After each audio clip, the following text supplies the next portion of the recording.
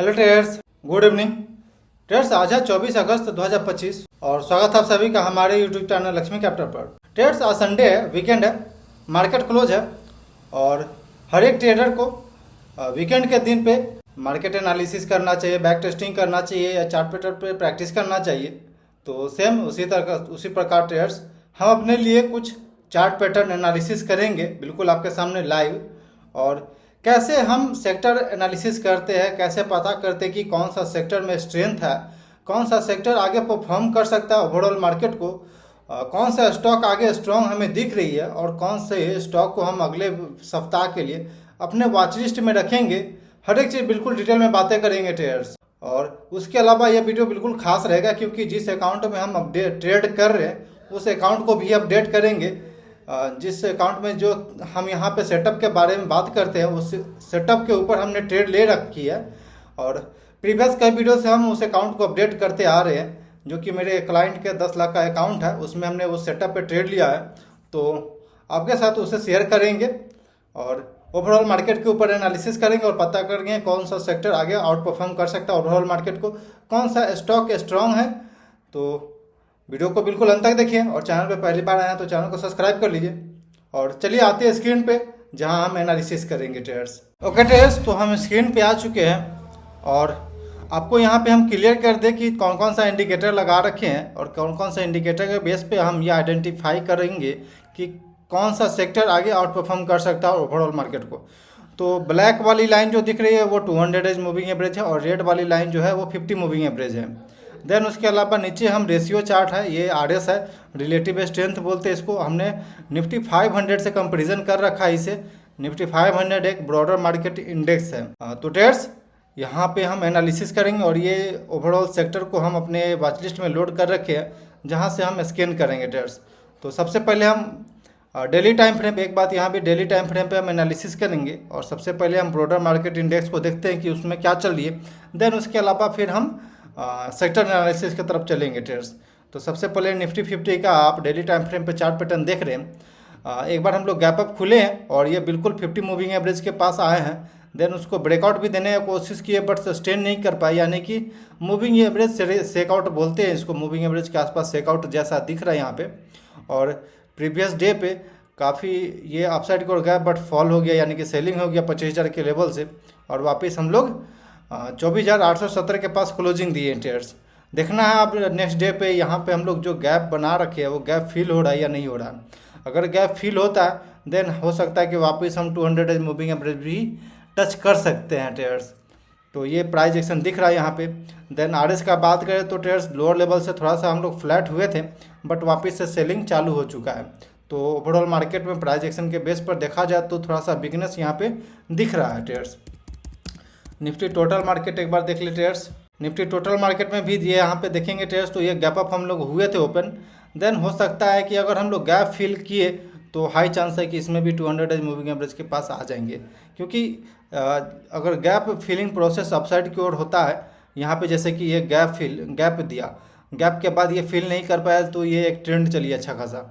Then यहाँ भी आप अगर ये गैप फिल नहीं होता है तो हाई चांस है कि अपसाइड की ओर जाती है, लेकिन वहीं पे अगर गैप फिल होगी तो फिर गैप फिल होने के बाद हो सकता है कि वापस हम लोग नीचे आते हुए दिखेंगे ट्रेडर्स। एक बार निफ्टी स्मॉल कैप और निफ्टी मिड कैप का बात कर लेते हैं।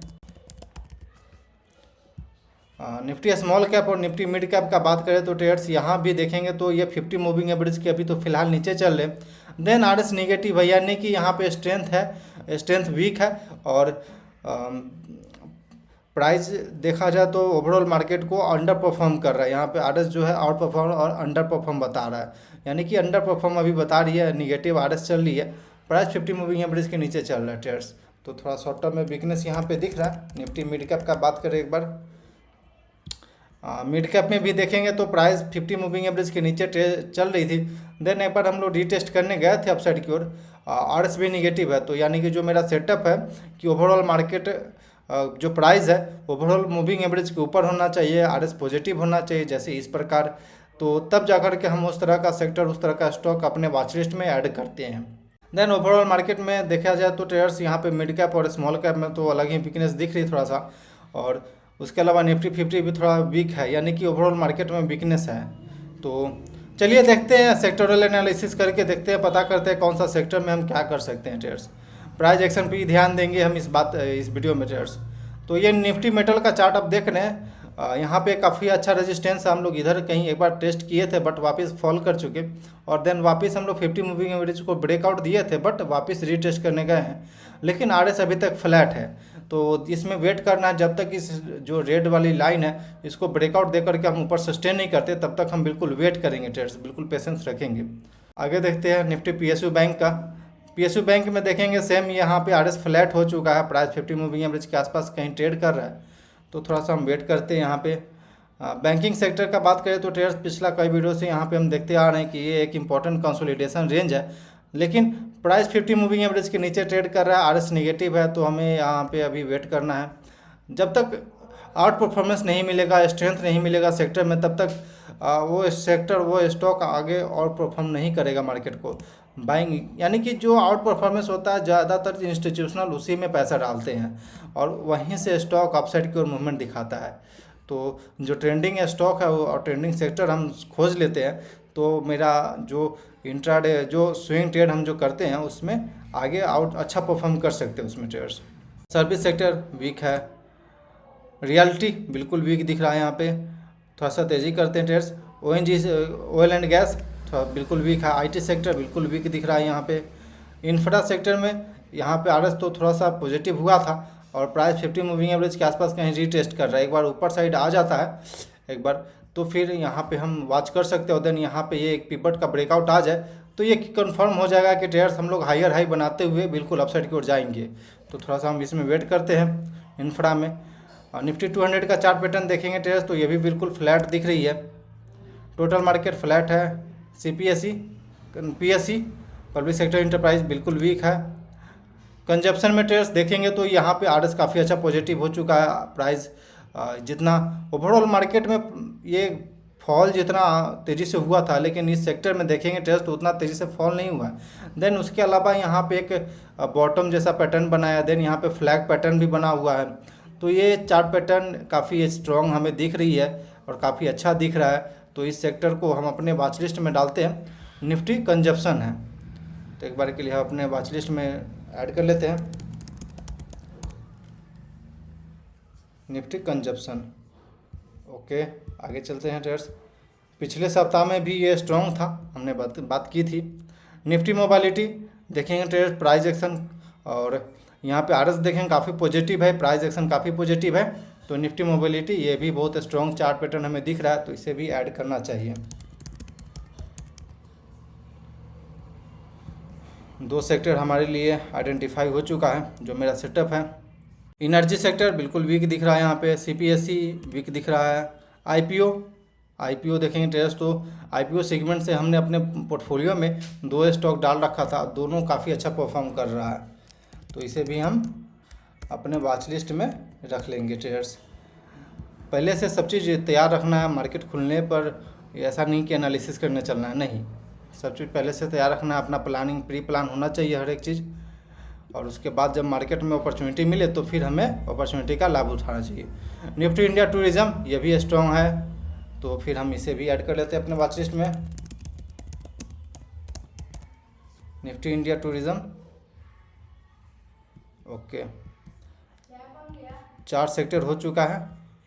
आगे देख लेते एक बार। निफ्टी इंडिया डिजिटल नहीं, ये वीक है अभी। निफ्टी ईवी में स्ट्रॉन्ग दिख रहा है, यहाँ पे ये कंसोलिडेशन रेंज था, इसका ब्रेकआउट आ चुका है, तो निफ्टी ईवी इसे भी हम रख लेते हैं अपने वॉच लिस्ट में। ओके, आगे देखते हैं ट्रेडर्स। निफ्टी ऑटो काफ़ी स्ट्रॉन्ग दिख रहा है यहाँ पे, निफ्टी ऑटो को भी रखना चाहिए। प्राइस एक्शन पे हम ट्रेड करते हैं ट्रेडर्स, तो उसके हिसाब से ही हमको प्लान करना है पहले से ही। Nifty auto, Nifty capital market थोड़ा सा यहाँ पे रिट्रेसमेंट, थोड़ा सा यहाँ पे कंसोलिडेशन जोन दिख रहा है, हो सकता है अगर कंसोलिडेशन के बाद अपसाइड को वापस से ब्रेकआउट आ जाए तो फिर हम यहाँ पे इंटर कर सकते हैं ट्रेडर्स, बट अभी हम फिलहाल वेट करेंगे ट्रेडर्स। कंज्यूमर ड्यूरेबल देखेंगे, आरएस पॉजिटिव होना शुरू हो चुका है, बट प्राइस इस रेजिस्टेंस जोन के ऊपर आती है तो फिर हम सोचेंगे। देन उसके अलावा ट्रेड्स देखते हैं आगे। निफ्टी हेल्थ केयर का ये चार्ट पैटर्न हम देख रहे हैं, इसमें भी वेट करेंगे ट्रेड्स। थोड़ा सा ये जो रेजिस्टेंस है अपसाइड की ओर, यहाँ पे ऑल टाइम हाई के पास रेजिस्टेंस है, उसका अगर ब्रेकआउट देकर सस्टेन करता है तो ये कंफर्म हो जाएगा कि हम लोग अपसाइड की ओर जा रहे हैं या फिर मार्केट स्ट्रॉन्ग हो चुका है। निफ्टी इंडिया डिफेंस में देखेंगे ट्रेड्स तो यहाँ पे एक शार्प डाउनफॉल आया, देन यहाँ पे कंसोलिडेट कर रहा है। हो सकता है कंसोलिडेशन के बाद वापस हम 50 मूविंग एवरेज के ऊपर आते हैं, प्राइस आरएस अपसाइड की ओर मूवमेंट आता है यानी पॉजिटिव होती है, देन हाई चांस है कि वापस इसमें एक बार परफॉर्मेंस देखने को मिल सकता है निफ्टी इंडिया डिफेंस में। लेकिन फिलहाल अभी वीक है तो हमें वेट करना चाहिए यहाँ पे। निफ्टी फार्मा जब तक ये इंपॉर्टेंट रेजिस्टेंस के ऊपर नहीं आ जाता तब तक हमको बिल्कुल वेट करना चाहिए। तो ट्रेड्स, जो स्ट्रॉन्ग सेक्टर है, जो आउट परफॉर्मेंस जहाँ पे हो रही है मार्केट में, जहाँ पे चार्ट पैटर्न क्लियर कट बोल रहा है कि हम यहाँ पे स्ट्रॉन्ग बाइंग जनरेट हो रही है, तो उस तरह का चार्ट पैटर्न हम अपने लिए सिलेक्ट कर लिए हैं, उस तरह का सेक्टर हम अपने लिए सिलेक्ट कर लिए हैं। तो यहाँ पे देखा जाए तो ट्रेड्स, यहाँ पे हमें छः सेक्टर हमें मिला है जहाँ पे इस तरह का चार्ट पैटर्न बना। Nifty consumption, Nifty mobility, Nifty IPO, Nifty India tourism, Nifty EV और निफ्टी ऑटो। अब हम इसके अंदर का स्टॉक जो है उसको आइडेंटिफाई करेंगे। ट्रेड्स, एक चीज़ यहाँ पे हम कंफर्म कर दें कि ट्रेड्स यहाँ पे हमें 6 सेक्टर मिला है, लेकिन 6 में हम सबसे ज़्यादा प्रेफरेंस देंगे तो निफ्टी मोबिलिटी हो गया, इसके अलावा निफ्टी आईपीओ या फिर निफ्टी टूरिज्म बोल देंगे, क्योंकि ये ऑल टाइम हाई के पास चल रहा है। जब भी मल्टी बैगर बनता है स्टॉक, वो प्रीवियस कंसोलिडेशन जोन या फिर प्रीवियस स्विंग हाई को ब्रेकआउट दे करके ही मल्टी बैगर बनता है ट्रेड्स। तो इसलिए जो स्टॉक, जो सेक्टर ऑल टाइम हाई के आसपास कहीं ट्रेड कर रहा होगा या फिर ऑल टाइम हाई के आसपास होगा तो उस तरह का सेक्टर पे हम ज़्यादा फोकस करेंगे। तो ट्रेड्स, यहाँ पे निफ्टी मोबिलिटी को हम इसके अंदर का स्टॉक है जो उसको एनालाइज करके देखते हैं कि कहाँ पे स्ट्रेंथ है ट्रेड्स। तो ट्रेड्स, हम चलते हैं एनएससी के साइट पर और निफ्टी मोबिलिटी का जो सेक्टर है इसके अंदर का स्टॉक हम यहाँ पे डालते हैं एनालिसिस के लिए। एनएससी के साइट पर जाते हैं trades, market depth, indices, Nifty mobility, हम यहाँ से सेक्टर को निकालते हैं, कहाँ सेक्टर है ट्रेड्स। वीडियो को बिल्कुल अंत तक देखिए, क्योंकि वीडियो के अंत में जो हमने स्टॉक ले रखा है अपने वॉच लिस्ट में, जो अपने पोर्टफोलियो में डाल रखा है, उसको हम दिखाएंगे। बहुत ही अच्छा परफॉर्म कर रहा है। मेरे पास एक क्लाइंट आए थे, 10 लाख का अकाउंट देके गए हैं और उस पर ही हम ट्रेड कर रहे हैं। और कैसे हम ट्रेड कर रहे हैं, कैसे ट्रेड करना चाहिए एक ट्रेडर को, हम उससे अपडेट करेंगे ट्रेडर्स। तो वीडियो को बिल्कुल अंत तक देखिए। निफ्टी मोबिलिटी यहाँ पे है, मिल जाएगा। ओके, इसे हम निकालते हैं, जो भी स्टॉक है इसके अंदर का उसे हम एक्सेल में डालते हैं, फिर वापस हम ट्रेडिंग व्यू में डालेंगे ट्रेड्स। कुछ फार्मूला लगाते हैं एक्सेल में। ओके, चलिए यहाँ पे एक कॉलम ऐड करते हैं, कुछ लिख देते हैं, ठीक है। यहाँ पे equal to A3 and semicolon comma semicolon enter करेंगे तो ट्रेड्स ज़्यादा कुछ नहीं, यहाँ पे कॉमा आ जाता है, इसको हम यहाँ से पकड़ेंगे, नीचे तक खींच देंगे। ओके, जो भी स्टॉक है यहाँ पे हम कॉपी कर लेते हैं, इसको हम वापस ट्रेडिंग व्यू में पेस्ट करते हैं। ये फ्री वाला ट्रेडिंग व्यू हम यूज कर रहे हैं, तो ट्रेड्स ज़्यादा स्टॉक हम इसमें डाल भी नहीं सकते हैं, लेकिन जो भी है यहाँ पे हम एक बार ऐड कर लिए। बजाज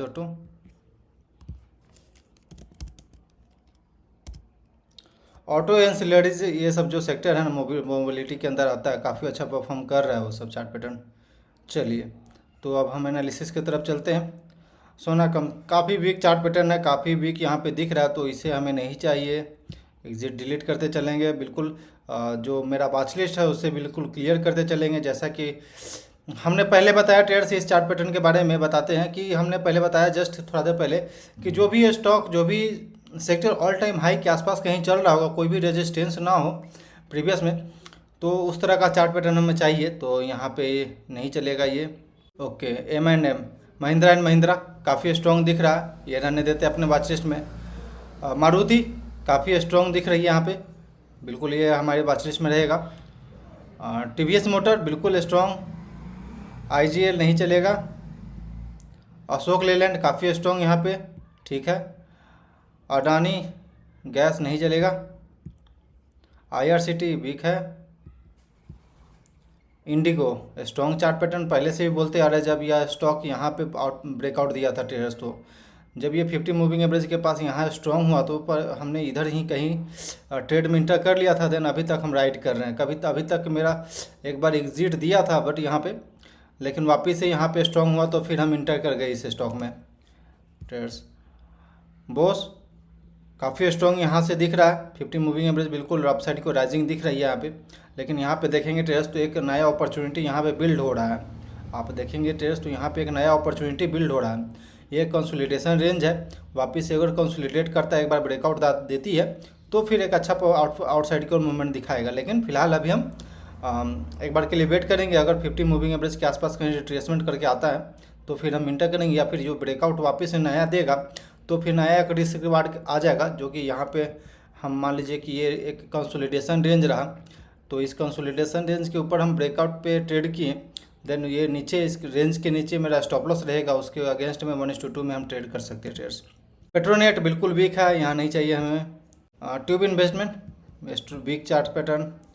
MRF अपसाइड की ओर है, जैसा मेरा सेटअप है बिल्कुल ये ऑल टाइम हाई के आसपास कहीं ट्रेड कर रहे हैं, तो इस तरह का चार्ट पैटर्न चाहिए। टाटा मोटर वीक है, नहीं चलेगा। IOC वीक है, नहीं चलेगा।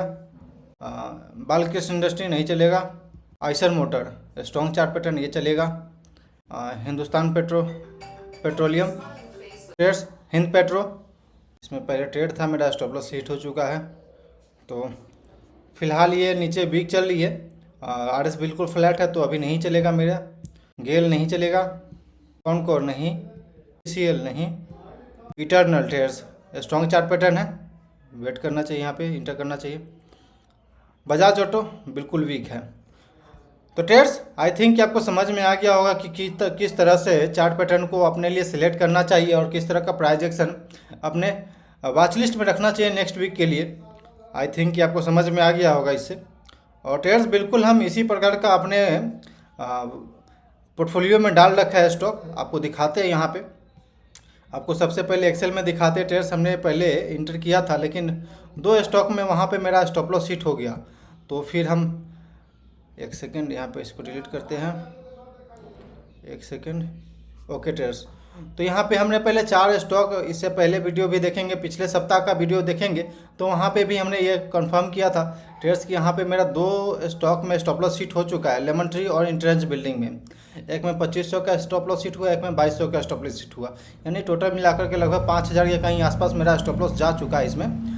दोनों वही ऑल टाइम हाई के पास सेक्टर था। लेमन ट्री यानी कि जो इंडिया टूरिज्म का सेक्टर है उसके अंदर का था। इंट्रेंस बिल्डिंग IPO सेक्टर का था, KRN IPO सेक्टर का है और साई लाइफ IPO सेक्टर का है। तो 2 स्टॉक अभी मेरे पोर्टफोलियो में है, जिसके बारे में अभी हम दिखाते हैं आपको। तो ट्रेड्स यहाँ पर देखेंगे 2 स्टॉक हमने अपने पोर्टफोलियो में डाल रखा है पहले से ही। ये स्टॉक को हमने बाद में पिरामिडिंग भी किया है, यहाँ पे आप देख सकते हैं 11 अगस्त को हमने वापस से ऐड किया था। साई लाइफ का चार्ट पैटर्न आपको दिखाते हैं, काफ़ी स्ट्रॉन्ग दिख रहा है। और साई लाइफ देखेंगे ट्रेड्स तो RS बिल्कुल पॉजिटिव है, price back to back upside को मूवमेंट दे रही है। और अभी तक कहीं हमें यहाँ पे एग्जिट का सिग्नल नहीं मिला है, तो फिर हम इसे बिल्कुल वेट कर रहे हैं। और यहाँ पे अभी टोटल 15,000 रुपया प्रॉफिट चल रहा है, यानी कि अगर मान लीजिए जो लॉस हुआ, जो स्टॉप लॉस मेरा हिट हुआ, उससे अगर हम माइनस करते तो फिर भी मेरे पास 10,000 रुपया बच रहा है। और इस क्लाइंट को हमें पूरे साल में 25% का रिटर्न निकाल कर देना है। तो फिलहाल अभी ठीक ठाक चल रहा है, कोई दिक्कत नहीं है। अभी 10,000 का यहाँ पे प्रॉफिट रनिंग चल रही है। KRN हीट एक्सचेंजर देखेंगे ट्रेड्स तो प्रीवियस डे पे लगभग 9-9.5% का मूवमेंट दिखाया था। चार्ट पैटर्न आपको दिखाते हैं KRN हीट एक्सचेंजर। तो ट्रेड्स यहाँ पे आप देखेंगे तो ये अगले दिन पे यहाँ बिल्कुल हमको यहाँ पे ऐड करना है क्वांटिटी हम थोड़ा यहाँ पे ऐड नहीं किए थे पिछले दिन पे। ये थिंकिंग था कि ट्रेड्स ये थोड़ा सा ये जो रेजिस्टेंस जोन है यहाँ पे अगर सेलर हो सकता है, एक्टिव हो सकता है एक बार के लिए, अगर इसे एक बार एक्टिव ब्रेकआउट दे दे यहाँ से, तो फिर हम आराम से यहाँ पे 1000 के ऊपर क्वांटिटी ऐड कर सकते हैं। 1000 तक हम बिल्कुल वेट करेंगे पेशेंसली, और थोड़ा सा एक्टिव भी हम रहेंगे इस तरह का सेक्टर पे, क्योंकि अगर रेजिस्टेंस के पास है तो हो सकता है कि स्टॉप लॉस भी जा सकती है। तो जिस वजह से हम बिल्कुल यहाँ पे क्वांटिटी अभी हम ऐड नहीं किए, यानी कि पिरामिडिंग इसमें नहीं किए। पुराना जो स्टॉक मेरे पास है उसे हम होल्ड कर रखे ट्रेड्स। जो स्टॉक ट्रेड्स आपके आपके डायरेक्शन में चल रहा है, आपके थिंकिंग के हिसाब से चल रहा है, बिल्कुल जो आपके पोर्टफोलियो में प्रॉफिटेबल स्टॉक है, हो सकता है कि वो आगे भी प्रॉफिटेबल रहेगा, तो उस पर ही पिरामिडिंग करते चलिए, उस विनर को आगे ऐड करते चलिए, और जो लूज़र है उसे स्टॉप लॉस अगर हिट कर रहा है तो वहाँ से एग्जिट करते चलिए ट्रेडर्स। फिलहाल अभी अगर बात करें तो साई लाइफ बिल्कुल मेरा रिस्क फ्री हो चुका है ट्रेड यहाँ पे। अगर मान लीजिए यहाँ पे स्टॉप लॉस भी हिट होता है तो यहाँ जीरो लॉस होगा, एक भी लॉस नहीं होगा। देन KRN हीट एक्सचेंजर का बात करें तो यहाँ भी मेरा 0% रिस्क है अब, यानी कि जो भी मेरे पास अब जो यहाँ पे जो इस पोर्टफोलियो के अंदर का है जो प्रॉफिट अभी चल रहा है रनिंग प्रॉफिट 15,000 रुपये, यानी कि अब हम घर से कुछ नहीं देने वाले हैं। देन उसके अलावा जो प्रीवियस हमने लॉस स्टॉप लॉस हिट किया है वो भी हम कवर कर सकते हैं यहाँ पे। तो देन अब हम यहाँ पे जीरो रिस्क है, तो हो सकता है कि अगले दिन पे हम कुछ क्वांटिटी नया सेक्टर में हम ऐड करेंगे ट्रेडर्स। हम वेट कर रहे थे बस कि एक बार मार्केट वीकेंड आता है तो प्रॉपर हम एक बार एनालिसिस करेंगे। देन उसके बाद अगर कोई अच्छा चार्ट पैटर्न दिखेगा हमें तो हम ऐड कर सकते हैं ट्रेडर्स। तो ट्रेडर्स आई थिंक कि आपको समझ में आ गया होगा किस तरह का चार्ट पैटर्न आपको ट्रेड करना चाहिए, सिलेक्ट करना चाहिए अपने पोर्टफोलियो के लिए, अपने वॉच लिस्ट के लिए, नेक्स्ट वीक के लिए। तो वीडियो को लाइक करिए, कमेंट करिए, और कुछ क्वेरी हो तो अपने कमेंट कर सकते हैं। देन उसके अलावा आप अपने दोस्तों के साथ शेयर जरूर करिएगा ट्रेडर्स। तो ट्रेडर्स क्लोज करते हैं वीडियो को। Thanks for watching this video. Please like and subscribe my YouTube channel for more updates.